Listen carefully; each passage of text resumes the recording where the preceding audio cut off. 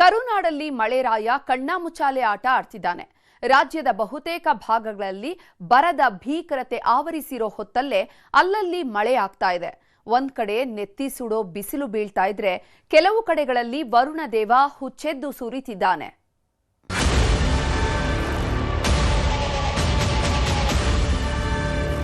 ಈ ಸಾರಿ ಗ್ಯಾರಂಟಿ ಮಳೆ ಇಲ್ಲ ಅಂತ ತಜ್ಞರಿದ್ದಾರೆ.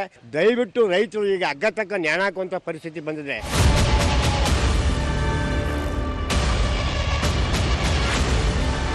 ಮುಂಗಾರು ಮಳೆ ಕೈ ಕೊಟ್ಟಿದೆ. ಅನ್ನದಾತರ ಬದುಕು ಕೂಡ ಈಗ ಮೂರಾಬಟ್ಟೆ ಆಗೋಗಿದೆ. ಯಾಕಂದರೆ ಹಗಲು ರಾತ್ರಿಯಿಂದ ಕಷ್ಟಪಟ್ಟಂಥ ಬೆಳೆಯು ಕೂಡ ಜಮೀನಲ್ಲಿ ಒಣಗಿ ಹಾಳಾಗ್ತಾ ಇದ್ದಾವೆ. ಪ್ರತಿ ವರ್ಷ ಜುಲೈ ತಿಂಗಳು ಬಂತು ಅಂದ್ರೆ ಜನ ಮನೆಯಿಂದ ಹೊರಬರೋದಕ್ಕೂ ಪರದಾಡ್ತಾ ಇದ್ರು. ಎಲ್ಲಿ ನೋಡಿದ್ರೂ ನೀರು ನುಗ್ತಿತ್ತು. ಮನೆ ಮಠಗಳೆಲ್ಲ ಮುಳುಗೇಳೋದಕ್ಕೆ ಶುರುವಾಗ್ತಿದ್ವು. ನದಿ ತೀರದ ಜನರ ಬದುಕಂತೂ ಹೇಳ ತೀರದಂತಾಗಿತ್ತು. ಆದ್ರೆ ಈ ಬಾರಿ ನದಿಗಳು ಅಬ್ಬರಿಸೋದು ಇರ್ಲಿ, ಕೆರೆ ಕಟ್ಟೆಗಳಿಗೆ ಹನಿ ನೀರು ಬಂದಿಲ್ಲ. ಮಳೆ ಅನ್ನೋದು ಮರೀಚಿಕೆಯಾಗಿದ್ದು ಕರುನಾಡು ಬರದ ನಾಡಾಗೋ ಆತಂಕ ಹುಟ್ಟಿಸಿದೆ. ಅಬ್ಬರಿಸಬೇಕಿದ್ದ ರೋಹಿಣಿ ಮಳೆ ಕೈಕೊಟ್ಟು ಹೋಗಿದೆ. ಮೃಗಶಿರ ಮಳೆಯೂ ಸದ್ದು ಮಾಡಲಿಲ್ಲ. ಆರಿದ್ರ ಮಳೆಯೂ ಆರ್ಭಟ ತೋರಿಸಲಿಲ್ಲ. ಹೀಗಾಗಿ ಈ ಬಾರಿ ಮಳೆಗಾಲ ಅನ್ನೋದು ಅಕ್ಷರಶಃ ಬರಗಾಲವಾಗ್ತಿದೆ. ಜಲಾಶಯಗಳೆಲ್ಲವೂ ಬರಿದಾಗಿ ನಿಂತಿದ್ದು, ಎಲ್ಲಿ ನೋಡಿದ್ರೂ ಬರದ ಛಾಯೆ ಆವರಿಸಿದೆ. ಕಾವೇರಿ ಕೊಳ್ಳದಲ್ಲಿ ಹರಿತಿಲ್ಲ ಹನಿ ನೀರು. ಮಳೆಗಾಲ ಶುರುವಾದ್ರೆ ಸಾಕು, ಕಾವೇರಿ ಕೊಳ್ಳದಲ್ಲಿ ಕಾವೇರಿಯ ಆರ್ಭಟ ಹೇಳತೀರದಂತಾಗಿತ್ತು. ಕಳೆದ ಬಾರಿ ಇಷ್ಟೊತ್ತಿಗಾಗಲೇ ಕೆಆರ್ಎಸ್ ಡ್ಯಾಂ ತುಂಬಿ ತುಳುಕ್ತಿತ್ತು. ಆದ್ರೆ ಈ ಬಾರಿ ಕಾವೇರಿ ಕೊಳ್ಳದಲ್ಲಿ ಹನಿ ನೀರು ಹರಿತಿಲ್ಲ. ಕೆಆರ್ಎಸ್ ಒಡಲು ಸಂಪೂರ್ಣವಾಗಿ ಬರಿದಾಗಿದ್ದು ಮಂಡ್ಯದ ರೈತರು ಕಂಗಾಲಾಗಿದ್ದಾರೆ. ಮಂಡ್ಯ ಜಿಲ್ಲೆಯ ರೈತರ ಬದುಕಲ್ಲಿ ಮಳೆರಾಯನು ಚೆಲ್ಲಾಟ ಆಡ್ತಿದ್ದಾನೆ. ಜೂನ್ ತಿಂಗಳಲ್ಲಿ 12% ಮಳೆ ಕುಂಠಿತವಾಗಿದೆ. ಏಪ್ರಿಲ್ ಟು ಜೂನ್ ತಿಂಗಳಲ್ಲಿ 204 ಮಿಲಿಮೀಟರ್ ಮಳೆ ಆಗಬೇಕಿತ್ತು. ಆದರೆ ಮಂಡ್ಯ ಜಿಲ್ಲೆಯಲ್ಲಿ ಆಗಿರೋದು 179 ಮಿಲಿಮೀಟರ್ ಮಳೆ ಮಾತ್ರ. ಮುಂಗಾರು ಶುರುವಾಗ್ತಿದ್ದಂತೆ 2.6 ಲಕ್ಷ ಹೆಕ್ಟೇರ್ನಲ್ಲಿ ಬಿತ್ತನೆ ಮಾಡೋದಕ್ಕೆ ಗುರಿ ಇಟ್ಕೊಳ್ಳಲಾಗಿತ್ತು. ಆದರೆ ಈ ಬಾರಿ ಮಳೆ ಕೈಕೊಟ್ಟಿದ್ರಿಂದ 11,330 ಹೆಕ್ಟೇರ್ನಲ್ಲಿ ಮಾತ್ರ ಬಿತ್ತನೆ ಮಾಡಲಿದೆ. ಈಗಾಗಲೇ ಜಲಾಶಯದ ನೀರು ಬರಿದಾಗಿರೋದ್ರಿಂದ ಬದಲಿ ಬೆಳೆ ಬೆಳೆಯುವಂತೆ ಅಧಿಕಾರಿಗಳ ಸೂಚನೆ ನೀಡುತ್ತಿದ್ದಾರೆ. ಭತ್ತ, ಕಬ್ಬಿನ ಬದಲಿಗೆ ದ್ವಿದಳ ಧಾನ್ಯ ಬೆಳೆಯುವಂತೆ ರೈತರಿಗೆ ಸೂಚನೆ ನೀಡಲಾಗುತ್ತಿದೆ. ಮಳೆ ಇಲ್ಲದೆ ಕಂಗಾಲಾಗಿರೋ ರೈತರು ಬರಗಾಲ ಘೋಷಣೆ ಮಾಡುವಂತೆ ಮನವಿ ಮಾಡಿಕೊಂಡಿದ್ದಾರೆ. ಪ್ರತಿ ಹೆಕ್ಟರ್ಗೆ 50,000 ಪರಿಹಾರ ನೀಡಬೇಕು ಅಂತ ಪಟ್ಟು ಹಿಡಿದಿದ್ದಾರೆ. ಈಗ ಈ ಸಾರಿ ಗ್ಯಾರಂಟಿ ಮಳೆ ಇಲ್ಲ ಅಂತ ತಜ್ಞರಿದ್ದಾರೆ. ದಯವಿಟ್ಟು ರೈತರು ಈಗ ಅಗ್ಗತಕ್ಕ ನ್ಯಾಣ ಹಾಕುವಂತ ಪರಿಸ್ಥಿತಿ ಬಂದಿದೆ. ಸರ್ಕಾರ ಈಗ ಒಣಗಿರುವಂಥ ಕಬ್ಬಿಗೆ ಪರಿಹಾರ ಕೊಡಲೇಬೇಕು, ಫ್ಯಾಕ್ಟ್ರಿ ಶುರು ಮಾಡಲೇಬೇಕು. ಈಗ ಬರಗಾಲ ಘೋಷಣೆ ಮಾಡ್ಬೇಕೀಗ ಅವರು. ಈಗ ಬರಗಾಲ ಘೋಷಣೆ ಮಾಡಿದವರೆ ನಾವು ಎಲ್ಲ ರೈತರು ನಾವು ಒಗ್ಗಟ್ಟಾಗಿ ಒಂದು ಹೋರಾಟ ಮಾಡ್ತೀವಿ. ಈ ಆಫೀಸ್ಗಳನ್ನು ಮುಚ್ಚುವ ಸನ್ನಿವೇಶ ಹೋಗ್ತೀನಿ ನಾವು. ಒಂದು ಮುಂಗಾರು ಹಂಗಾಮಿಗೆ ನಾವು ಮಂಡ್ಯ ಜಿಲ್ಲೆಯಲ್ಲಿ ತೊಗೊಂಡ್ರೆ ನಮಗೆ ಏಪ್ರಿಲಿಂದ ನಾವು ಇಲ್ಲಿವರೆಗೆ ಲೆಕ್ಕ ಹಾಕ್ತೀವಿ. ಯಾಕಂದರೆ ಪೂರ್ವ ಮುಂಗಾರಿನಲ್ಲಿ ನಮಗೆ ಕೆಲವು ಬೆಳೆಗಳು ಬೆಳೀತೀವಿ, ಎಸ್ಪೆಷಲಿ ಪಲ್ಸಸ್ನ ದ್ವಿದಳ ಧಾನ್ಯಗಳನ್ನ ಬೆಳಿತೀವಿ. ಸೊ ಹಾಗಾಗಿ ನಾವು ಏಪ್ರಿಲಿಂದ ಇಲ್ಲಿವರೆಗೆ ತೊಗೊಂಡ್ರೆ ನಮಗೆ 204 mm ಮಳೆ ಆಗಬೇಕಿತ್ತು. ಬಟ್ ಇಲ್ಲಿವರೆಗೆ 179 mm ಮಳೆ ಆಗಿದೆ. ಅಂದರೆ -12% ನಮಗೆ ಕೊರತೆ ಆಗಿದೆ. ಕೆಆರ್ಎಸ್ ಜಲಾಶಯದಲ್ಲಿ ದಿನದಿಂದ ದಿನಕ್ಕೆ ನೀರಿನ ಮಟ್ಟ ಪಾತಾಳಕ್ಕೆ ಕುಸಿತಾ ಇದೆ. ಇಂತಹ ಹೊತ್ತಲ್ಲಿ ತಮಿಳುನಾಡಿಗೆ ನೀರು ಹರಿಸುತ್ತಿದ್ದಾರೆ ಅನ್ನೋ ಆರೋಪ ಕೇಳಿಬರ್ತಿದೆ. ಹೀಗಾಗಿ ಕೆಆರ್ಎಸ್ ಭೇಟಿ ನೀಡಿದ ವಿಪಕ್ಷ ನಾಯಕ ಆರ್ ಅಶೋಕ್ ಜಲಾಶಯದ ವೀಕ್ಷಣೆ ಮಾಡಿದ್ರು. ಈ ವೇಳೆ ಕಾವೇರಿ ನೀರಾವರಿ ನಿಗಮ ಅಧಿಕಾರಿಗಳ ಜೊತೆಗೆ ಚರ್ಚೆ ನಡೆಸಿದ ಆರ್ ಅಶೋಕ್ ಸರ್ಕಾರದ ವಿರುದ್ಧ ಹರಿಹಾಯ್ದಿದ್ದಾರೆ. ಮುಖ್ಯಮಂತ್ರಿನೇ ಸ್ವತಃ ಯಾರು ಬೆಳೆ ಬೆಳಿಬೇಡಿ, ನೀರಿಲ್ಲ ಅನ್ನೋ ಮಾತನ್ನು ಹೇಳಿದ್ದಾರೆ. ತಮಿಳ್ನಾಡಿಗೂ ಹೇಳ್ಬೇಕಾಯ್ತಲ್ಲ, ಇವ್ರು ಧೈರ್ಯ ಇದ್ದಿದ್ರೆ ತಮಿಳ್ನಾಡು ರೈತರಿಗೂ ಹೇಳ್ಬೇಕಾಯ್ತು, ಬೆಳೆ ಬೆಳಿಬೇಡಿ, ನಮ್ಮ ಹತ್ರ ನೀರಿಲ್ಲ ಅಂತ. ಅಲ್ಲಿ ಹೇಳಕ್ಕೆ ಧೈರ್ಯ ಇಲ್ಲ. ಗದಗ ಜಿಲ್ಲೆಯಲ್ಲೂ ಬರ ತಾಂಡವ. ಸದ್ಯ ನಾವು ಗದಗ ಜಿಲ್ಲೆಯ ಸಿರಟ್ಟಿ ತಾಲೂಕಿನ ಬೂದಿಹಾಳ ಗ್ರಾಮದಲ್ಲಿಯೂ ಕೂಡ ಇದ್ದೀವಿ. ಇಲ್ಲಿಯೂ ಕೂಡ ಪ್ರಮುಖ ಬೆಳೆಯಾಗಿ ಮುಂಗಾರು ಹಂಗಾಮಿನಲ್ಲಿ ಮೆಕ್ಕೆಜೋಳ ಕೂಡ ಬೆಳೆದಿದ್ರು. ಬೆಳೆದಂಥ ಬೆಳೆಯೂ ಕೂಡ ಜಮೀನಿನಲ್ಲೇ ಒಣಗಿ ಹಾಳಾಗಿ ಹೋಗ್ತಾ ಇದೆ. ಮಂಡ್ಯ ಮಾತ್ರವಲ್ಲ, ಇಡೀ ಕರುನಾಡಲ್ಲೇ ಬರ ಭೀಕರತೆ ಶುರುವಾಗಿದೆ. ಗದಗದಲ್ಲೂ ಜನರ ಪರಿಸ್ಥಿತಿ ಹೇಳತೀರದಂತಾಗಿದ್ದು ರೈತರು ಕಣ್ಣೀರು ಹಾಕ್ತಿದ್ದಾರೆ. ಪೂರ್ವ ಮುಂಗಾರು ಮಳೆ ಅಬ್ಬರಿಸಿದ್ರಿಂದ ಬಹುತೇಕರು ರೈತರು ಸಾಲ ಸೂಲ ಮಾಡಿ ಬಿತ್ತನೆ ಮಾಡಿದ್ರು. ಬಿತ್ತಿದ ಬೀಜಗಳೆಲ್ಲವೂ ಮೊಳಕೆಯೊಡೆದು ನಿಂತಿವೆ. ಆದ್ರೀಗ ಹನಿ ಮಳೆಯೂ ಆಗ್ತಿಲ್ಲ. ಹೀಗಾಗಿ ಬೆಳೆಗಳೆಲ್ಲ ಒಣಗೋದಕ್ಕೆ ಶುರುವಾಗಿದೆ. ಮೆಕ್ಕೆಜೋಳ, ಹೆಸರು ಬೆಳೆ ನೆಲಕಚ್ಚುತ್ತಿದ್ದು ಸರ್ಕಾರ ಪರಿಹಾರ ನೀಡಬೇಕು ಅಂತ ಮನವಿ ಮಾಡ್ಕೊಂತಿದ್ದಾರೆ. ಮಳೆ ಇವತ್ತಾಗತ್ತೆ ನಾಳೆ ಆಗತ್ತೆ ಅಂತ ಎಲ್ಲ ದಾರಿ ನೋಡಿದ್ರಿ ಸರ್. ಇದು ಮಳೆ ಏನು ಆಗ್ತಾ ಇಲ್ಲ ಸರ್. ಈಗ ರೈತರ ಪರಿಸ್ಥಿತಿ ಏನಾಗಿದೆ ಅಂದ್ರೆ 25ರಿಂದ 30 ಸಾವಿರ ರೂಪಾಯಿ ಹಾಕಿ ಹೊಲಕ್ಕೆ ಪೀಕ್ ಹಾಕಿ ಸರ್, ಅದು ಲುಕ್ಷಣೆ ಆಗೈತೆ ಸರ್. ಈಗ ಅದಕ್ಕೆ ಏನಾರು ಬರಗಾಲ ಘೋಷಣೆ ಮಾಡ್ಲಿಕ್ಕಂದ್ರೆ ಇವತ್ತಿಗೆ ಏನ್ರಿ ಬರಗಾಲ ಘೋಷಣೆ ಮಾಡ್ಲಿಕ್ಕಂದ್ರೆ ಉಗ್ರವಾದ ಹೋರಾಟ ಮಾಡೋಕೆ ರೆಡಿ ಇದ್ದೀವಿ ಸರ್ ರೈತರು. ಅತ್ತ ಕಲಬುರಗಿಯಲ್ಲೂ ಕೂಡ ಹನಿ ಮಳೆ ಆಗ್ತಾ ಇಲ್ಲ. ಹೀಗಾಗಿ ದಿಕ್ಕು ಕಾಣದಂತಾದ ಅನ್ನದಾತರು ದೇವರ ಮೊರೆ ಹೋಗಿದ್ದಾರೆ. ಚಿಂಚೋಳಿ ತಾಲೂಕಿನ ಗಂಗೂನಾಯಕ ತಾಂಡದ ನಿವಾಸಿಗಳು ಬುಟ್ಟಿ ಜಾತ್ರೆ ನಡೆಸಿ ವಿಶೇಷ ಪ್ರಾರ್ಥನೆ ಸಲ್ಲಿಸಿದ್ದಾರೆ. ಬಹುತೇಕ ಜಿಲ್ಲೆಗಳಲ್ಲಿ ಬರ, ಅಲ್ಲಲ್ಲಿ ಮಳೆಯ ಬರ. ನಿಜಕ್ಕೂ ಈ ಬಾರಿ ವರುಣದೇವ ಕಣ್ಣ ಮುಚ್ಚಾಲೆ ಆಟ ಆಡ್ತಿದ್ದಾರೆ. ರಾಜ್ಯದ ಬಹುತೇಕ ಜಿಲ್ಲೆಗಳಲ್ಲಿ ಬರದ ಕಾರ್ಮೋಡ ಆವರಿಸಿದೆ. ಆದರೆ ಅಲ್ಲಲ್ಲಿ ಮಾತ್ರ ಭರ್ಜರಿಯಾಗಿ ಮಳೆಯಾಗ್ತಿದೆ. ಬೆಳಗಾವಿ ಜಿಲ್ಲೆಯಲ್ಲಿ ಬೆಳಗ್ಗೆಯಿಂದಲೇ ವರುಣದೇವ ಅಬ್ಬರಿಸೋದಕ್ಕೆ ಶುರು ಮಾಡಿದ್ದಾನೆ. ಬೆಳಗಾವಿ, ಖಾನಾಪುರ ತಾಲೂಕಿನಲ್ಲಿ ಕಳೆದ 3 ದಿನಗಳಿಂದ ನಿರಂತರವಾಗಿ ಮಳೆಯಾಗ್ತಿದೆ. ಹೀಗಾಗಿ ಸಾಲ ಮಾಡಿ ಬಿತ್ತನೆ ಮಾಡಿದ ರೈತರು ಫುಲ್ ಖುಷಿಯಾಗಿದ್ದಾರೆ. ಬಿಟ್ಟು ಬಿಡದೆ ಸುರಿಯುತ್ತಿರೋ ಮಳೆಗೆ ಬೆಳಗಾವಿಯ ಮಂದಿ ಕಂಗಾಲಾಗಿದ್ದಾರೆ. ಇನ್ನು ಕೊಡಗು ಜಿಲ್ಲೆಯಲ್ಲೂ ಭರ್ಜರಿಯಾಗಿ ಮಳೆಯಾಗ್ತಿದೆ. ಈ ಬಾರಿ ಮಳೆಯ ಆಗಲ್ವೇನೋ ಅಂದ್ಕೊಂಡಿದ್ದ ಹೊತ್ತಲ್ಲಿ ಜಿಲ್ಲೆಯ ಹಲವು ಭಾಗಗಳಲ್ಲಿ ಎಡೆಬಿಡದೆ ಮಳೆ ಸುರಿತಾ ಇದೆ. ಹೀಗಾಗಿ ರೈತರು ಫುಲ್ ಖುಷಿಯಾಗಿದ್ದು ಕೃಷಿ ಚಟುವಟಿಕೆ ಶುರು ಮಾಡಿದ್ದಾರೆ. ಅಲ್ಲದೆ ಹಾರಂಗಿ ಜಲಾಶಯದ ಒಳ ಹರಿವಿನಲ್ಲೂ ನಿಧಾನವಾಗಿ ಏರಿಕೆ ಆಗ್ತಿದೆ. ಉತ್ತರ ಕನ್ನಡ ಜಿಲ್ಲೆಯಲ್ಲೂ ಮಳೆರಾಯ ಕೃಪೆ ತೋರಿದ್ದಾನೆ. 2-3 ದಿನದಿಂದ ಉತ್ತಮ ಮಳೆಯಾಗ್ತಿದ್ದು ಕುಮಟಾ ತಾಲೂಕಿನ ದೇವಿಮನೆ ಘಟ್ಟದ ಬಳಿ ಗುಡ್ಡಗಳು ಬಾಯಿ ತೆರೆಯುವುದಕ್ಕೆ ಶುರುವಾಗಿದೆ. ಶಿರಸಿ ಕುಮಟಾ ರಾಷ್ಟ್ರೀಯ ಹೆದ್ದಾರಿಯಲ್ಲಿ ಗುಡ್ಡ ಕುಸಿತವಾಗಿದ್ದು ವಾಹನ ಸಂಚಾರ ಅಸ್ತವ್ಯಸ್ತವಾಗಿತ್ತು.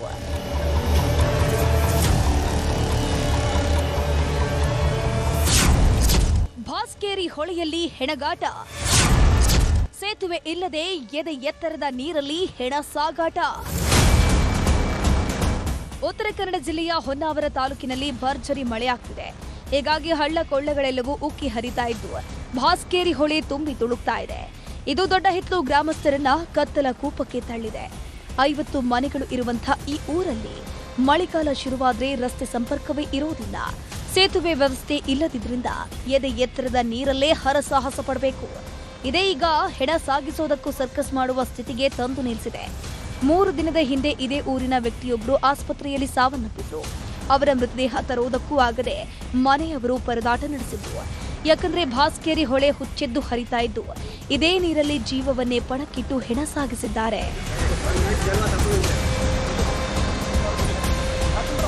ನಮ್ಮ ಈ ದೊಡ್ಡ ಮಜಿರೆಗೆ ಯಾವ ಮೂಲದಲ್ಲೂ ರಸ್ತೆ ಸೌಕರ್ಯ ಇಲ್ಲ. ಈ ಸಮಸ್ಯೆಯನ್ನು ನಾವು ಅನೇಕ ವರ್ಷಗಳಿಂದ ಸ್ಥಳೀಯ ಶಾಸಕರಿಗೆ, ಜಿಲ್ಲಾ ಉಸ್ತುವಾರಿ ಮಿನಿಸ್ಟ್ರಿಗೆ ಎಲ್ಲ ಮನವಿ ಮಾಡಿದ್ರು. ಏನೂ ನಮಗೆ ಇನ್ನೂ ಆ ಒಂದು ಬ್ರಿಡ್ಜಿನ ಅಥವಾ ರಸ್ತೆಯ ಒಂದು ವ್ಯವಸ್ಥೆ ಆಗಲಿಲ್ಲ. ಈ ಊರಲ್ಲಿ ಸೇತುವೆ ನಿರ್ಮಾಣ ಮಾಡುವಂತೆ ಅದೆಷ್ಟೋ ಬಾರಿ ಮನವಿ ಸಲ್ಲಿಸಿದ್ದಾರೆ. ಜನನಾಯಕರಿಂದ ಹಿಡಿದು ಅಧಿಕಾರಿಗಳ ಮುಂದೆಯೂ ಬೇಡ್ಕೊಂಡಿದ್ದಾರೆ. ಆದರೆ ಇಲ್ಲಿನ ಜನರ ಪರದಾಟ ಮಾತ್ರ ನಿಂತಿಲ್ಲ. ಈ ಬಗ್ಗೆ ಪ್ರತಿಕ್ರಿಯೆ ನೀಡಿದ ಶಾಸಕ ದಿನಕರ್ ಶೆಟ್ಟಿ, ಕಳೆದ ವರ್ಷವೇ ನಾನು ಆ ಜಾಗಕ್ಕೆ ಹೋಗಿದ್ದೆ. ಆದ್ರೆ ಅಲ್ಲಿನ ಸ್ಥಳೀಯರ ಖಾಸಗಿ ಜಾಗದಿಂದ ಸಮಸ್ಯೆ ಆಗ್ತಿದೆ ಅಂತಂದ್ರು. ಅಲ್ಲಿ ಬ್ರಿಡ್ಜ್ ಸೇತುವೆ ಮಾಡ್ಲಿಕ್ಕೆ ಹೊರಟಿದ್ವಿ ನಾವು. ನಾನೇ ಹೋಗಿದ್ದೆ, ಸ್ವತಃ ಹೋಗಿ ನೋಡಿದೆ. ಮತ್ತದು ಸಂಬಂಧಪಟ್ಟಂತ ಇಲಾಖೆ ಇಂಜಿನಿಯರ್ಗೆಲ್ಲ ಕರ್ಕೊಂಡು ಹೋಗಿ ತೋರಿಸಿದ್ದೆ. ಅವರೆಲ್ಲ ಎಸ್ಟಿಮೇಟ್ ಮಾಡಿದ್ರು. ಆದ್ರೆ ಅಲ್ಲಿ ಸ್ಥಳೀಯರು ಅಲ್ಲಿ ಪಾಸ್ ಮಾಡ್ಲಿಕ್ಕೆ ಬಿಟ್ಟಿಲ್ಲ. ಅದು ಇದಕ್ಕೂ ಮಾಡ್ಲಿಕ್ಕೆ ರೆಡಿ ಇದ್ದೇವೆ, ಈಗಲೂ ರೆಡಿ ಇದ್ದೇವೆ. ಅಲ್ಲಿ ಸ್ಥಳೀಯ ಸಮಸ್ಯೆ ಇರೋದ್ರಿಂದ ಅದು ಮಾಡ್ಲಿಕ್ಕೆ ಆಗ್ಲಿಲ್ಲ. ಒಟ್ನಲ್ಲಿ ಅಲ್ಲಲ್ಲಿ ಮಳೆಯಾಗ್ತಿದ್ರೆ ಬಹುತೇಕ ಜಿಲ್ಲೆಗಳಲ್ಲಿ ಬರ ತಾಂಡವವಾಡ್ತಾ ಇದೆ. ಹೀಗಾಗಿ ಇನ್ನಾದ್ರೂ ಮಳೆಯಾಗುತ್ತಾ ಅಂತ ಜನ ಕಣ್ಣರಳಿಸಿ ಕಾಯ್ತಾ ಇದ್ದಾರೆ. Bureau report, news 18. ದರ್ಶನ್ಗೆ ಇನ್ನೊಂದು ವರ್ಷ ಜೈಲೇ ಫಿಕ್ಸ್. ಇಂಥ ಹೊತ್ತಲ್ಲೇ ಹೊಸ ಸುದ್ದಿ ಹರಿದಾಡ್ತಾ ಇದೆ. ದರ್ಶನ್ ಪಾಲಿನ ಬಂಟ ಎನಿಸಿಕೊಂಡಿದ್ದ ಧನ್ವೀರ್ ದೂರ ಆಗ್ತಾರಾ ಅನ್ನುವಂಥ ಚರ್ಚೆ ಹುಟ್ಟುಹಾಕಿದೆ. ಇದರ ಬೆನ್ನಲ್ಲೇ ವಿಜಯಲಕ್ಷ್ಮಿ ಅಚ್ಚರಿಯ ಪೋಸ್ಟ್ ಮಾಡಿದ್ದಾರೆ.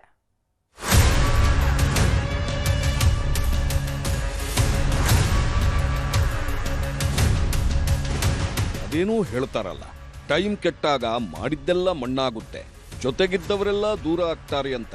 ಈ ಮಾತು ದರ್ಶನ್ಗೆ ಹೇಳಿ ಮಾಡಿಸಿದಂತಿದೆ.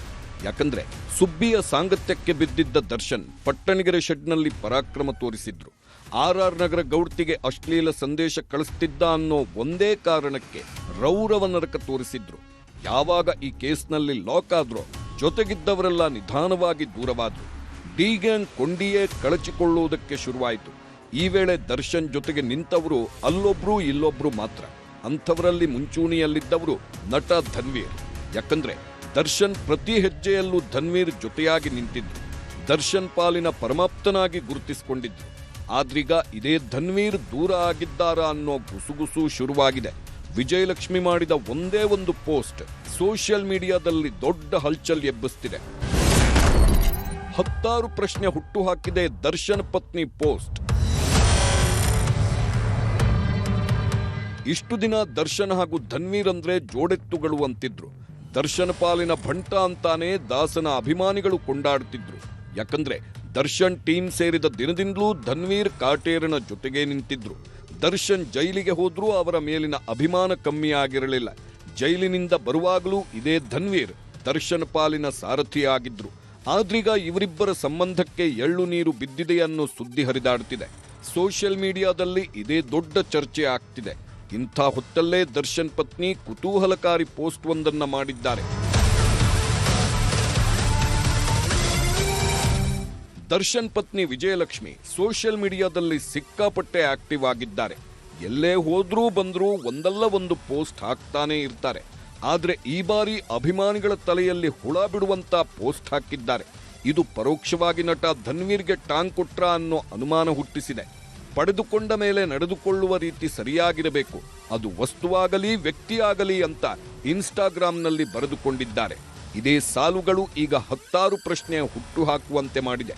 ವಿಜಯಲಕ್ಷ್ಮಿ ಪೋಸ್ಟ್ ಹಾಕಿದ್ದು ಧನ್ವೀರ್ಗ ಅಥವಾ ಬೇರೆ ಕಾರಣಕ್ಕ ಅನ್ನೋ ಚರ್ಚೆ ಹುಟ್ಕೊಂಡಿದೆ.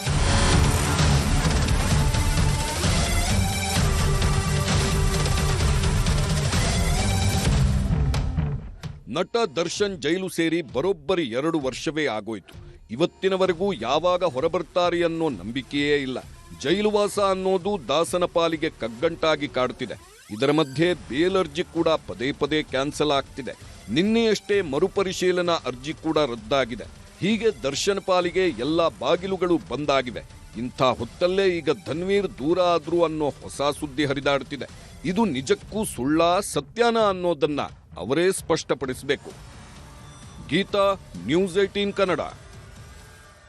ಅವರಿಬ್ರು ಹಾಯ್ ಬಾಯ್ ಅಂತ ಶುರುವಾಗಿದ್ದ ಸ್ನೇಹಿತರು. ಇಬ್ಬರ ಮಧ್ಯೆ ನಂಬಿಕೆ ಮೂಡ್ತಾ ಇದ್ದಂತೆ ಒಳ್ಳೆ ಸ್ನೇಹಿತರಾಗಿದ್ರು. ಇದನ್ನೇ ಬಂಡವಾಳ ಮಾಡಿಕೊಂಡವ ಬರ್ತ್ಡೇ ಪಾರ್ಟಿ ನೆಪದಲ್ಲಿ ಕರೆಸಿ ಅಟ್ಟಹಾಸ ಮೆರೆಯೋದಕ್ಕೆ ನೋಡಿದ್ದಾನೆ.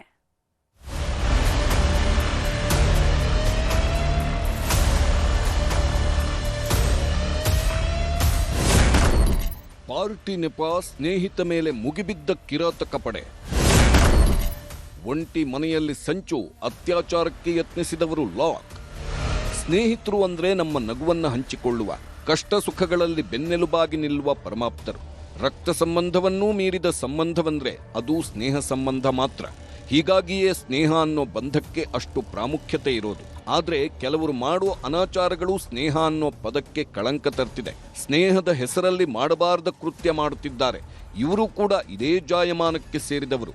ಸ್ನೇಹದ ಹೆಸರಲ್ಲಿ ಹೆಣ್ಣುಮಗಳನ್ನ ಕರೆಸಿಕೊಂಡವರು ಹುರಿದು ಮುಕ್ಕೋದಕ್ಕೆ ನೋಡಿದ್ದಾರೆ.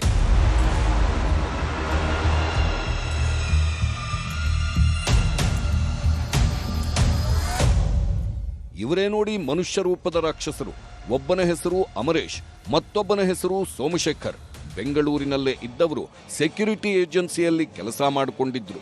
ಆಗಲೇ ನೋಡಿ ಹೆಣ್ಮಗಳೊಬ್ಬಳ ಪರಿಚಯವಾಗಿದ್ದು. ಈ ಸೋಮಶೇಖರ್ ಜೊತೆ ಆತ್ಮೀಯಳಾಗಿದ್ದ ಯುವತಿ ಆಗಾಗ ಮೀಟ್ ಆಗೋದು, ಫೋನ್ನಲ್ಲಿ ಮಾತಾಡೋದು ಮಾಡುತ್ತಿದ್ಲು. ಸ್ನೇಹಿತ ಅನ್ನೋ ಸಲುಗೆಯಲ್ಲಿ ತುಂಬಾನೇ ಕ್ಲೋಸ್ ಆಗಿದ್ಲು. ಆದ್ರೆ ಈತ ಮಾತ್ರ ಬೇರೆಯದ್ದೇ ಸಂಚು ರೂಪಿಸಿದ್ದ.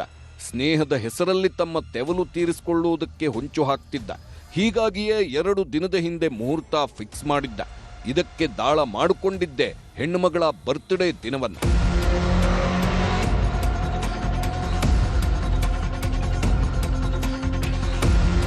ಸ್ನೇಹಿತೆಯ ಬರ್ತ್ಡೇ ಇದ್ರೂ ಮೀಟ್ ಮಾಡುವುದಕ್ಕೆ ಆಗಿರಲಿಲ್ಲ. ಆಕೆಯನ್ನ ಭೇಟಿ ಮಾಡಿ ವಿಶ್ ಮಾಡಿರಲಿಲ್ಲ. ಇದನ್ನೇ ನೆಪ ಮಾಡಿಕೊಂಡವ ನಾನಿದ್ದಲ್ಲಿಗೆ ಬಂದ್ಬಿಡು, ಇಬ್ಬರೂ ಸೇರಿ ಪಾರ್ಟಿ ಮಾಡೋಣ ಅಂತ ಕಥೆ ಕಟ್ಟಿದ್ದ. ಈತನ ಮಾತು ನಂಬಿದವಳು ರಾತ್ರಿ 7 ಗಂಟೆ ಸುಮಾರಿಗೆ ರ್ಯಾಪಿಡೋ ಬುಕ್ ಮಾಡಿಕೊಂಡು ಬರ್ತಿದ್ದಳು. ಈ ವೇಳೆ ಸೋಮಶೇಖರ್ನ ಸ್ನೇಹಿತರು ಕೂಡ ಎಂಟ್ರಿ ಕೊಟ್ಟಿದ್ರು. ಎಲ್ಲರನ್ನ ಕರೆಸ್ಕೊಂಡವ ನಿರ್ಜನ ಪ್ರದೇಶದ ಮನೆಯಲ್ಲಿ ಅಖಾಡ ರೆಡಿ ಮಾಡಿದ್ದ. ಸ್ನೇಹಿತೆ ಬರ್ತಿದ್ದಂತೆ 5 ಸೇರ್ಕೊಂಡು ಪಾರ್ಟಿ ಮಾಡಿದ್ದಾರೆ.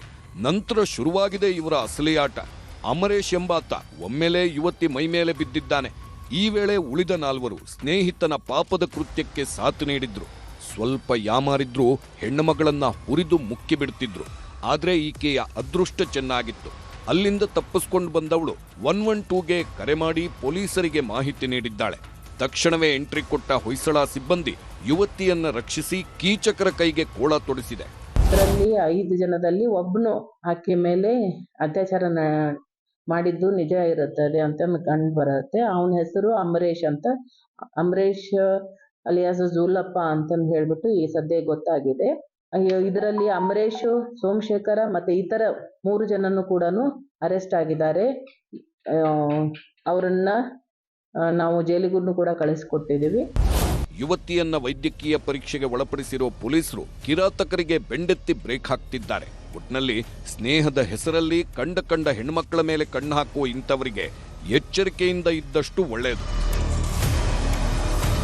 Muniraju, crime bureau, news 18, Bengaluru. ಶಾಲೆಗೆ ಕೊಠಡಿ ಕೊಡಿ ಅಂತ ಕೇಳಿದ್ದೆ ಮಹಾಪರಾಧವಾಯ್ತಾ ಅನ್ನುವಂಥ ಅನುಮಾನ ಮೂಡಿದೆ. ಮಕ್ಕಳ ಹಿತದೃಷ್ಟಿಯಲ್ಲಿ ಮನವಿ ಮಾಡಿದ್ದ ಶಿಕ್ಷಕರನ್ನೇ ಎತ್ತಂಗಡಿ ಮಾಡಿದ್ದಾರೆ.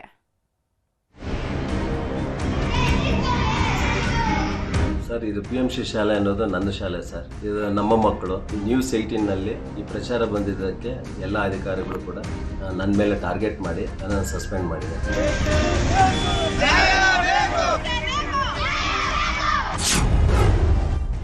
ಶಾಲೆಗೆ ಸೂಕ್ತ ಕೊಠಡಿ ವ್ಯವಸ್ಥೆ ಮಾಡಿ ಎಂದಿದ್ದೇ ತಪ್ಪ?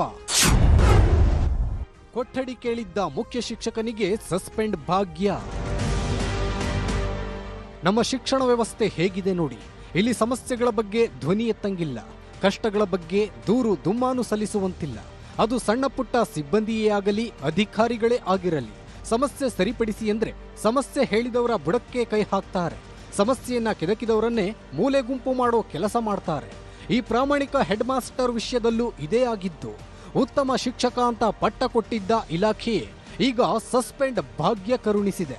ಸರ್ಕಾರಿ ಶಾಲಾ ಕೊಠಡಿಯನ್ನ ಸರಿಪಡಿಸಿ ಅಂತ ಕೇಳಿದ್ದಕ್ಕೆ ಸಸ್ಪೆಂಡ್ ಮಾಡಿದ್ದಾರೆ.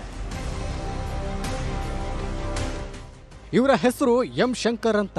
ಚಿಕ್ಕಬಳ್ಳಾಪುರ ಜಿಲ್ಲೆಯ ಗುಡಿಬಂಡೆ ಪಟ್ಟಣದ ಸರ್ಕಾರಿ ಮಾದರಿ ಪ್ರಾಥಮಿಕ ಶಾಲೆಯ ಮುಖ್ಯ ಶಿಕ್ಷಕರು. ಇವರು ಸಂಬಳಕ್ಕಾಗಿ ಕೆಲಸ ಮಾಡೋರಲ್ಲ, ಮಕ್ಕಳ ಭವಿಷ್ಯಕ್ಕಾಗಿ ತಮ್ಮನ್ನೇ ಮುಡಿಪಾಗಿಟ್ಟಿಕೊಂಡವರು. ವಿದ್ಯಾರ್ಥಿಗಳ ಜೊತೆಗೆ ಶಾಲೆಯ ಶ್ರೇಯೋಭಿವೃದ್ಧಿಗೂ ಸದಾಕಾಲ ಹಾತೊರೆದವರು. ಹೀಗಾಗಿಯೇ ರಾಜ್ಯ ಮಟ್ಟದ ಉತ್ತಮ ಶಿಕ್ಷಕ ಪ್ರಶಸ್ತಿ ಇವರನ್ನ ಹುಡುಕಿಕೊಂಡು ಬಂದಿತ್ತು. ಇಂತಹ ಶಿಕ್ಷಕರಿಗೆ ಈಗ ಸರ್ಕಾರ ಸಸ್ಪೆಂಡ್ ಭಾಗ್ಯ ಕರುಣಿಸಿದೆ. ಜೂನ್ 17ನೇ ತಾರೀಖು ನಿಮ್ಮ ನ್ಯೂಸ್ 18 ಕನ್ನಡ ಗುಡಿಬಂಡೆ ಸರ್ಕಾರಿ ಶಾಲೆಯ ಬಗ್ಗೆ ವಿಸ್ತೃತ ವರದಿ ಪ್ರಸಾರ ಮಾಡಿತ್ತು. ಶಾಲೆಯಲ್ಲಿನ ಸಮಸ್ಯೆಗಳ ಬಗ್ಗೆ ಅಧಿಕಾರಿಗಳ ಗಮನಕ್ಕೆ ತರೋ ಕೆಲಸ ಮಾಡಿತ್ತು. ಈ ವೇಳೆ ಮಾತನಾಡಿದ್ದ ಮುಖ್ಯ ಶಿಕ್ಷಕರು ನಮ್ಮ ಮಕ್ಕಳಿಗೆ ಕೊಠಡಿ ವ್ಯವಸ್ಥೆ ಮಾಡಿಕೊಡಿ ಅಂತ ಮನವಿ ಮಾಡಿದ್ರು. ಇದು ಅಧಿಕಾರಿಗಳ ಕಣ್ಣಿಗೆ ಬೀಳ್ತಿದ್ದಂತೆ ಕೆರಳಿ ಕೆಂಡವಾಗಿದ್ದಾರೆ.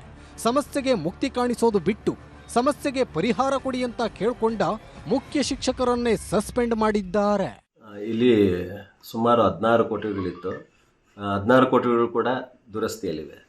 ಇದನ್ನು ನಾನು ನ್ಯೂಸ್ 18ನಲ್ಲಿ ನಾನು ಹೇಳಿಕೆಯನ್ನು ಕೊಟ್ಟಿದ್ದೆ. ಅದು ಆಧಾರವಾಗಿ ಇಟ್ಕೊಂಡು ಈಗ ನನಗೆ ಸಸ್ಪೆನ್ಷನ್ ಮಾಡಿದ್ದಾರೆ. ಬಹಳ ನೋವಾಗ್ತಾ ಇದೆ. ನ್ಯೂಸ್ 18 ಮುಂದೆ ಮುಖ್ಯ ಶಿಕ್ಷಕರು ಹೇಳಿದ್ದನ್ನ ಹಿರಿಯ ಅಧಿಕಾರಿಗಳಿಗೆ ಸಹಿಸೋದಕ್ಕಾಗಿಲ್ಲ. ಇದನ್ನೇ ಮುಂದಿಟ್ಕೊಂಡು BEO ಕೃಷ್ಣಕುಮಾರಿ ಚಿಕ್ಕಬಳ್ಳಾಪುರ DDPI ರಮೇಶ್ಗೆ ದೂರು ಕೊಟ್ಟಿದ್ರು. ಇದಾದ ನಂತರವೇ ಶುರುವಾಗಿದ್ದು ಸಸ್ಪೆಂಡ್ ಆಟ. ಕರ್ತವ್ಯ ಲೋಪ ಹೆಸರಿನ ಕುಂಟು ನೆಪವೊಡ್ಡಿ ಶಂಕರ್ ಅವರನ್ನ ಸಸ್ಪೆಂಡ್ ಮಾಡಿದ್ದಾರೆ. ಯಾವಾಗ ಈ ವಿಷಯ ಗೊತ್ತಾಯಿತೋ ಮಕ್ಕಳು, ಪೋಷಕರು, ಸಂಘ ಸಂಸ್ಥೆಗಳು ಮುಖ್ಯ ಶಿಕ್ಷಕರ ಬೆನ್ನಿಗೆ ನಿಂತು ಪ್ರತಿಭಟನೆ ನಡೆಸಿವೆ. ಮಕ್ಕಳ ಹಿತದೃಷ್ಟಿಯಿಂದ ಅದನ್ನು ಸರಿಪಡಿಸ್ಕೊಡಿ ಅಂತ ಹೇಳ್ಬಿಟ್ಟು ನಾವು ನ್ಯೂಸ್ ಮಾಡಿದ್ದೀವಿ. ಶಂಕರ್ ಸರ್ ಬಂದು ಆ ಶಾಲೆನ ಏನು ಅದು ಬಂದರದೊಡ್ಡಿ ಇದ್ದಂಗೆ ಇತ್ತು ಸರ್ ಶಾಲೆ ಅದು. ಸೊ ಅವ್ರು ಬಂದ ಮೇಲೆ ಅದು PMC ಆಗಿ ಒಳ್ಳೆ ಡೆವಲಪ್ಮೆಂಟ್ ಆಯಿತು. ತಾಲೂಕು ಮಟ್ಟದಲ್ಲಿ ಹೆಸರು ಗಳಿಸ್ತಾರೆ ಶಾಲೆ ಅದು. ಸೊ ಅಂಥವ್ರನ್ನ ನೀವು ಅಲ್ಲಿಂದ ಸಸ್ಪೆಂಡ್ ಮಾಡಿದ್ರೆ ನಾವು ನಮ್ಮ ಮಕ್ಕಳನ್ನ ಯಾವುದೇ ಕಾರಣಕ್ಕೂ ಶಾಲೆ ಕಳಿಸಲ್ಲ. ಗುಡಿಬಂಡೆ ಮಕ್ಕಳಿಗೆ ಗುಣಮಟ್ಟದ ಶಿಕ್ಷಣದ ಹಕ್ಕೇ ಇಲ್ವಾ?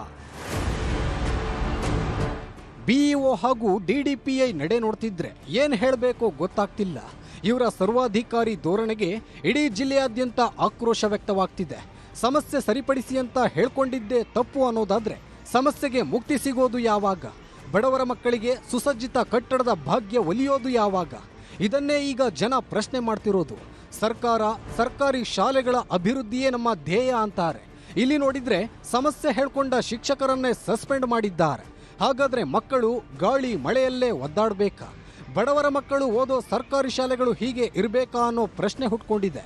ಇದಕ್ಕೆಲ್ಲ ಅಧಿಕಾರಿಗಳು ಹಾಗೂ ರಾಜಕೀಯ ನಾಯಕರು ಉತ್ತರ ಕೊಡಬೇಕು. ಇನ್ನಾದ್ರೂ ಸಂಬಂಧಪಟ್ಟವರು ಇತ್ತ ಕಣ್ಣು ಹಾಯಿಸ್ತಾರಾ ಕಾದು ನೋಡಬೇಕಿದೆ. Dattatreya M, news 18, Chikkaballapura. ರಾಜ್ಯದಲ್ಲಿ ಎಸ್ಐಆರ್ ಸಮರ ದಿನೇ ದಿನೇ ಜೋರಾಗ್ತಾ ಇದೆ. ಒಂದ್ ಕಡೆ ರಾಜಕೀಯ ನಾಯಕರ ಮಧ್ಯೆ ಗುದ್ದಾಟ ನಡೀತಾ ಇದೆ, ಮತ್ತೊಂದ್ ಕಡೆ ಸಿಬ್ಬಂದಿಯ ಕಳ್ಳಾಟ ಬಟಾಬಯಲಾಗ್ತಿದೆ.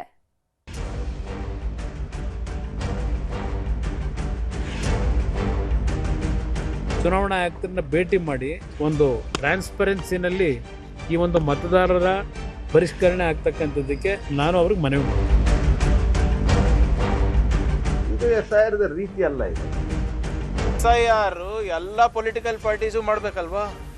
ಈಗ ನಾಳೆ ನೀವು ಎಲೆಕ್ಷನ್ ಗೆಲ್ಬೇಕಂದ್ರೆ ನೀವು ನಿಮ್ಮ ಮತದಾರರಿಗೆ ಹಾಕಿಸ್ತೀರಾ? ಕೇಂದ್ರ ಚುನಾವಣಾ ಆಯೋಗ ಮತದಾರರ ಪಟ್ಟಿ ಪರಿಷ್ಕರಣೆಗೆ ಕೈ ಹಾಕಿದೆ. ಹೀಗಾಗಿ ಎಲ್ಲೆಲ್ಲೂ ಎಸ್ಐಆರ್ ಶುರು ಮಾಡಿದೆ. ಆದ್ರೀಗ ಇದೇ ಮತದಾರರ ಪಟ್ಟಿ ಪರಿಷ್ಕರಣೆ ಕರ್ನಾಟಕದಲ್ಲಿ ದೊಡ್ಡ ಹಂಗಾಮ ಎಬ್ಬಿಸುತ್ತಿದೆ. ಬೇಕಾಬಿಟ್ಟಿಯಾಗಿ ಮತ ಪರಿಷ್ಕರಣೆ ಮಾಡ್ತಿದ್ದಾರೆ ಅಂತ ವಿಪಕ್ಷ ನಾಯಕರು ಸಾಲು ಸಾಲು ಆರೋಪ ಮಾಡ್ತಿದ್ದಾರೆ. ಇದರ ಬೆನ್ನಲ್ಲೇ ಹತ್ತಾರು ಅವಾಂತರಗಳು ಒಂದೊಂದಾಗಿ ಬಿಚ್ಕೊಳ್ಳೋದಿಕ್ಕೆ ಶುರುವಾಗಿವೆ. ಮನೆ ಮನೆಗೆ ಹೋಗದೆ ದೇಗುಲದಲ್ಲಿ ಎಸ್ಐಆರ್ ಪ್ರಕ್ರಿಯೆ. ಮತದಾರರ ಪಟ್ಟಿ ಪರಿಷ್ಕರಣೆಗೆ ಪ್ರತಿ ಮನೆ ಮನೆಗೂ ಹೋಗಬೇಕು. ಇದು ಸರ್ಕಾರ ತಂದಿರೋ ರೂಲ್ಸ್. ಆದರೆ ಅಧಿಕಾರಿಗಳು ಇದರಲ್ಲೂ ಕಳ್ಳಾಟ ಆಡ್ತಿದ್ದಾರೆ ಅನ್ನುವ ಆರೋಪ ಕೇಳಿ ಬರ್ತಿದೆ. ದಾವಣಗೆರೆಯಲ್ಲಿ ಅಂಗನವಾಡಿ ಕೇಂದ್ರ, ದೇವಸ್ಥಾನಗಳಲ್ಲಿ ಕುಳಿತು ಬಿಎಲ್ಒಗಳು ಎಸ್ಐಆರ್ ಪ್ರಕ್ರಿಯೆ ಮಾಡ್ತಿದ್ದಾರೆ. ಜಾಲಿನಗರದ ಬೂತ್ ನಂಬರ್ 49ರಲ್ಲಿ ಅಂಗನವಾಡಿ ಕೇಂದ್ರದಲ್ಲಿ ಜನರನ್ನ ಗುಡ್ಡೆ ಹಾಕೊಂಡು ಎಸ್ಐಆರ್ ಕಂಪ್ಲೀಟ್ ಮಾಡ್ತಿರೋ ವಿಡಿಯೋ ವೈರಲ್ ಆಗಿದೆ. ಜಿಲ್ಲಾಧಿಕಾರಿಗಳು ಕಣ್ಣು ಮುಚ್ಕೊಂಡು ಕೂತಿದ್ದಾರೆ. ಆದ್ದರಿಂದ ಜಿಲ್ಲಾಧಿಕಾರಿಗಳೇ ಕೂಡಲೇ ಈ ಪ್ರಕ್ರಿಯೆನ ನೀವು ಸರಿಯಾದ ರೀತಿ ನಡೆಸ್ತಾ ಇದ್ರೆ ನಾವು DC ಆಫೀಸ್ ಮುಂದೆ ಧರಣಿ ಮಾಡ್ತೀವಿ ಅಂತಕ್ಕಂಥ ಎಚ್ಚರಿಕೆಯನ್ನು ಕೊಡಲಿಕ್ಕೆ ನಾವು ಪ್ರಾರಂಭ ಮಾಡ್ತೀವಿ. ಇನ್ನು ಇದೇ ದಾವಣಗೆರೆಯಲ್ಲಿ ಎಸ್ಐಆರ್ ಫಾರಂ ತುಂಬಲು ವೃದ್ಧೆಯೊಬ್ಬರು ಪರದಾಡ್ತಿದ್ದಾರೆ. 2002ನೇ ಸಾಲಿನ ವೋಟರ್ ಐಡಿ ಕೊಡಿ ಅಂತ ಸಿಬ್ಬಂದಿ ಕೇಳ್ತಿದ್ದಾರೆ. ಈಗ ಬಂದು 2002ರ ಐಡಿ ಕೊಡಿ ಅಂದ್ರೆ ನಾನು ಹೇಗ್ ಕೊಡ್ಲಿ ಅಂತ ವೃದ್ಧೆ ಅಳಲು ತೊಡ್ಕೊಳ್ತಿದ್ದಾರೆ. ಬಂದಿದ್ರು ಕಾಲಭೈರವ ದೇವಸ್ಥಾನ ಹತ್ರ ಹೋಗಿ ಫಾರಂ ಇಸ್ಕೊಂಡ್ ಬಂದಿವಿ. 2002 ಫಾರಂ ಬೇಕಂತೆ. ಎಲ್ಲಿ ಹೋದ್ರು ನಟ್ನೊಳ ತೆಗೆದು ಕೊಡ್ತಾ ಇಲ್ಲ. ಈಗ ನಾವ್ ಏನ್ ಮಾಡ್ಬೇಕು ಹೇಳ್ರಿ? ಮನೆಗೆ ಬನ್ನಿ, ಎಲ್ಲಿ ಬಂದ್ ನಮ್ಮ ಏರಿಯಾದಾಗ ಎಲ್ಲಿ ಬಂದಿಲ್ಲ ಮನೆ ಮನೆಗೆ. ನಾವೀಗ 4 ದಿವಸ ಆತ ಓಡಾಡ್ಲಿಕ್ಕೆ ಇದು ಆಗಲ್ಲಂತೆ, ವಾಪಸ್ ಕಳಿಸಿದ್ರು ನಿನ್ನೆ. ಮತ್ತೀಗ ನಿಮ್ಗೆ ಏನು ಸಿಗಲ್ಲ ಅಂತಾರೆ. ಹಾವೇರಿ ಜಿಲ್ಲೆಯ ಬಂಕಾಪುರದಲ್ಲೂ ಎಸ್ಐಆರ್ ಅವಾಂತರ ತೆರೆದುಕೊಂಡಿದೆ. ಊರಲ್ಲಿ ಓಡಾಡಬೇಕಿದ್ದ ಅಧಿಕಾರಿಗಳು ಮಸೀದಿ ಒಳಗೆ ಕೂತ್ಕೊಂಡು ಬಿಎಲ್ಒಗಳು ಅಲ್ಲೇ ಫಾರ್ಮ್ ಭರ್ತಿ ಮಾಡ್ತಿದ್ದಾರೆ. ಇದು ವಿವಾದದ ಕಿಡಿಯನ್ನ ಹೊತ್ತಿಸಿದೆ. ವಿಪಕ್ಷ ನಾಯಕರು ಆರೋಪ ಮಾಡ್ತಿರೋ ಹೊತ್ತಲ್ಲೇ ಒಂದೊಂದಾಗಿ ಅವಾಂತರ ಬಿಚ್ಚಿಕೊಳ್ತಿದೆ. ಊರೂರಲ್ಲೂ ಸಿಬ್ಬಂದಿಯ ಬೇಜವಾಬ್ದಾರಿ ಎದ್ದು ಕಾಣ್ತಿದೆ. ಯಾದಗಿರಿ ಜಿಲ್ಲೆಯ ಗುರುಮಿಟ್ಕಲ್ನಲ್ಲಿ ಸಿಬ್ಬಂದಿಗಳು ಬೇಕಾಬಿಟ್ಟಿ ಪರಿಷ್ಕರಣೆ ಮಾಡ್ತಿರುವಂತೆ ಕಾಣ್ತಿದೆ. ಕೆಂಚಗಾರನಹಳ್ಳಿಯ ಎಲ್ಲಾ ಜನರನ್ನ ಒಂದೆಡೆ ಸೇರಿಸಿಕೊಂಡು ಅಲ್ಲಿಯೇ ಎಸ್ಐಆರ್ ಫಾರ್ಮ್ ಫಿಲ್ ಮಾಡಿಸುತ್ತಿದ್ದಾರೆ. ಇದು ಸ್ಥಳೀಯರ ಆಕ್ರೋಶಕ್ಕೆ ಕಾರಣವಾಗಿದೆ. ಇನ್ನು ವಿಜಯಪುರದ ಉಕ್ಕಲಿ ಗ್ರಾಮದಲ್ಲೂ ಇದೇ ಪರಿಸ್ಥಿತಿ. ಮತದಾರರ ಪಟ್ಟಿ ಪರಿಷ್ಕರಣೆಗೆ ಅಂತ ಬರೋ ಸಿಬ್ಬಂದಿ ಜನರನ್ನೆಲ್ಲ ಒಂದ್ ಕಡೆ ಸೇರಿಸಿಕೊಳ್ತಿದ್ದಾರೆ. ಸರ್ಕಾರಿ ಶಾಲೆಗೆ ಬರುವಂತೆ ಸೂಚಿಸಿದ ಸಿಬ್ಬಂದಿ ಅಲ್ಲಿಯ ಫಾರ್ಮ್ ವಿತರಣೆ ಮಾಡ್ತಿದ್ದಾರಂತೆ.